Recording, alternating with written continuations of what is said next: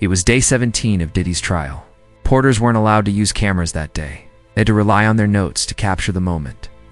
But even the most seasoned courtroom writers weren't prepared for what happened next. Paris Jackson stood up from the second row. In her hand, she held a thick white envelope, sealed, quiet, and heavy with history. The paper shook in her fingers, but her face stayed calm, almost distant. She didn't walk like someone looking for attention. She walked like someone carrying a burden. She said only one thing as she stepped forward. "My father sent it." Everyone Froze. The judge looked unsure, then gave a short nod. The court clerk took the envelope and handed it to the judge, who opened it slowly and cautiously. Inside was a single sheet of paper. It was a handwritten note, signed by Michael Jackson. The room went dead silent. The judge began to read the letter aloud. The very first line hit like a thunderclap. "Some men smile while they steal your soul." Number 1 moved. Somewhere in the courtroom, a pen dropped, but no one picked it up. It was like time paused. Michael's note didn't name many people, but it named one. Sherlock Holmes. Diddy. Paris returned to her seat, calm but clearly emotional.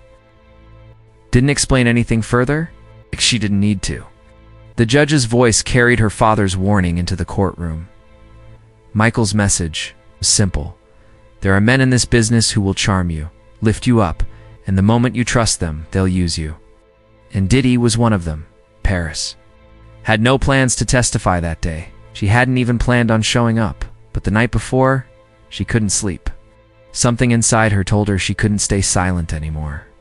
That's when she remembered the letter kept in a fireproof box, hidden in a vault.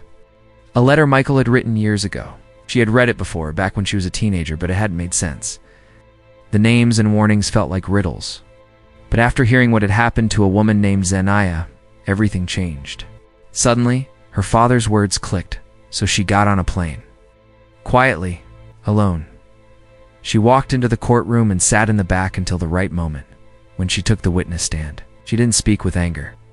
She spoke with clarity, calm but firm. She talked about being a little girl, sitting in the back seat of their car. When Michael told her something she didn't fully understand at the time, he had said, "Some people build their careers through music. Some build it by using people like me." She remembered the exact moment, his voice, the way he looked out the window when he said it. And now here she was, telling the world what he had warned her about long ago. She said the letter wasn't meant for the court, it was meant for her. But now it felt like it was meant for everyone, Paris said. "I didn't want to be here. I chose to stay out of this. But after what he did to Zanaya, I couldn't ignore it anymore." The courtroom shifted. This wasn't just about legal strategies anymore. It became about something deeper, warning passed down from a father who knew his time was running out. Michael had seen it coming. She remembered nights at Neverland Ranch, her father sitting in his study, soft jazz playing in the background. He'd look through files, folders filled with contracts, photos, names. One night, he looked up at her and said, "Paris, some people don't want your light. They want to drain it. And once you're empty, they move on." She didn't understand what he meant then. She was just a kid. Now she did. After he died, Paris inherited that folder. It had his notes, his warnings, and that letter. The same letter she brought to court in it. Michael wrote about business meetings with strange conditions, smiles that hid sharp teeth, and offers that felt more like traps. And one line stood out more than anything. He clips people's wings after lifting them. She hadn't understood that line before. Now she did. Diddy hadn't seen her as a person, saw her as a symbol, a name, a legacy he could use, and Paris wasn't the only one. The judge asked if the letter was relevant to the case. Paris didn't hesitate. "It's more than relevant," she said. "It's the blueprint." The courtroom gasped. The jury leaned forward. Prosecutors sat up straighter. Even Diddy's lawyers looked concerned. Diddy himself stayed still, but he looked different, less confident. Like he'd just seen a ghost, and in a way he had. Because then the prosecution played something even more powerful than the letter, a voicemail.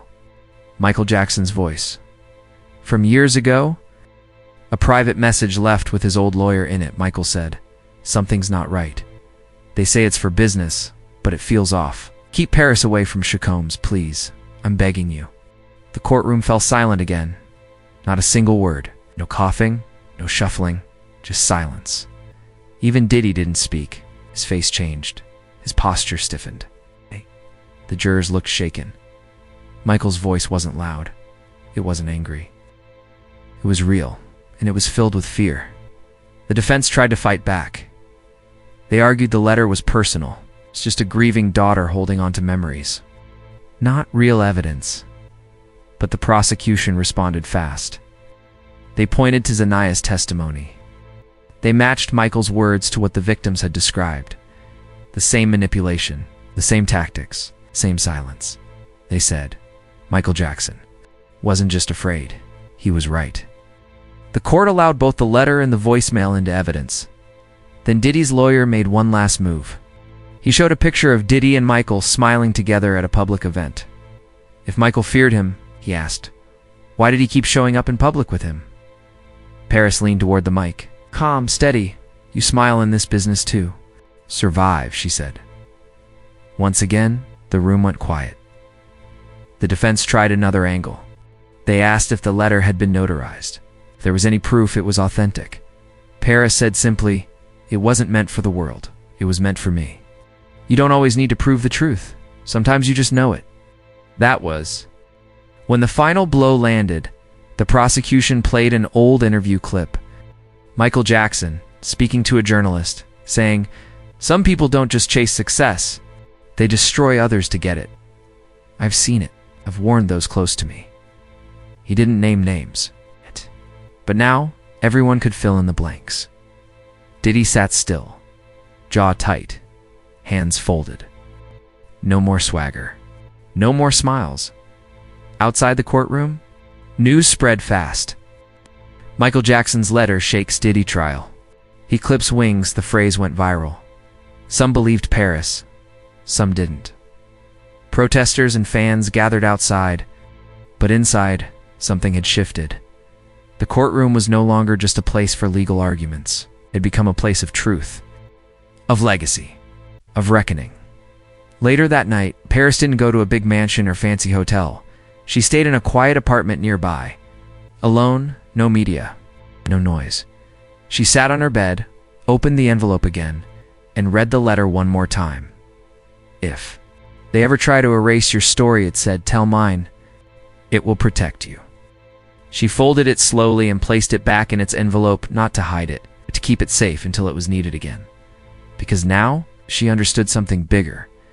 This wasn't just about her. This wasn't even just about Diddy. This was about survival, about truth, and about a father's love that never stopped speaking, even after he was gone. The next morning, everything felt different inside the courtroom. The walls were the same. The judge hadn't changed. But the atmosphere had shifted. It was like something sacred had passed through. Quiet power now hung in the air. People spoke softer. Jurors looked more serious. Even the court reporters typed slower. Though Paris Jackson wasn't scheduled to return to the witness stand. Her presence was still there. Her father's words had taken root. Every new witness, every question, now echoed what she had said. Diddy didn't look like the same man anymore. He sat with his hands folded, eyes lowered. The man who once walked in with pride now looked like he was waiting for something he already expected. The confidence was gone. Outside the courthouse, the world was paying attention. Media outlets had missed the moment the day before, but now they were racing to catch up. Cameras gathered at the steps. Protesters and supporters held signs. We believe Paris, MJ warned us. Diddy is innocent. Online hashtags were trending. Everyone had an opinion, but underneath the noise, something real was happening. People weren't just talking about Diddy's actions anymore. They were questioning the system. How many others had been silenced? How many careers had been quietly destroyed? And how much of Diddy's power had come not from his talent, but from his silence? Old interviews began resurfacing. People who had once stayed quiet were now posting cryptic messages online. Former music partners started dropping hints. The things Michael Jackson had tried to warn his daughter about were now being looked at with new eyes.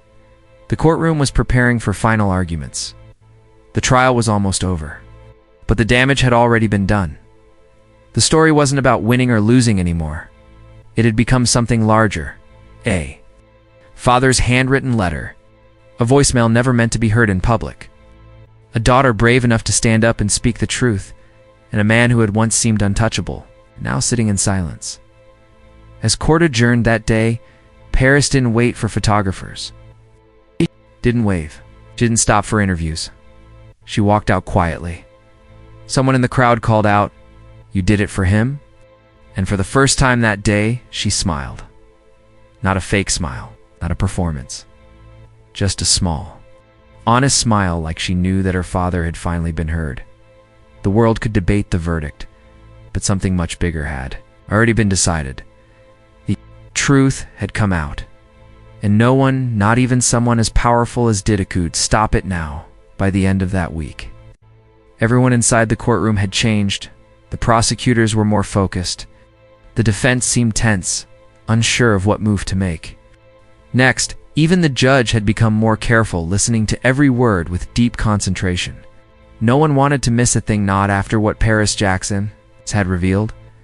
Her voice had awakened something. It wasn't just about the law anymore. It was about the truth, about the past finally catching up with the present. Inside that courtroom, you could feel the shift, and the defense team stood up to argue. They didn't sound as confident. Their strategy had cracked. They asked the judge to treat Michael's voicemail as just a personal opinion, not real evidence. But the judge didn't agree. He said this wasn't just an opinion.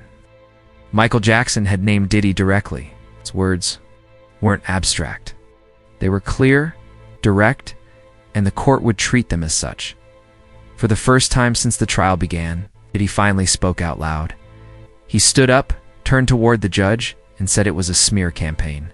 His voice was sharp, angry. Gone was the smooth tone people were used to hearing. Said Michael Jackson had been paranoid, that he believed in conspiracy theories and aliens, and asked the court why anyone would believe a man like that. But his words didn't land the way he expected. No one laughed. No one nodded. Instead, the judge told him to sit down and speak only through his lawyers from now on. The damage had already been done, and Diddy knew it. The prosecution stood up next.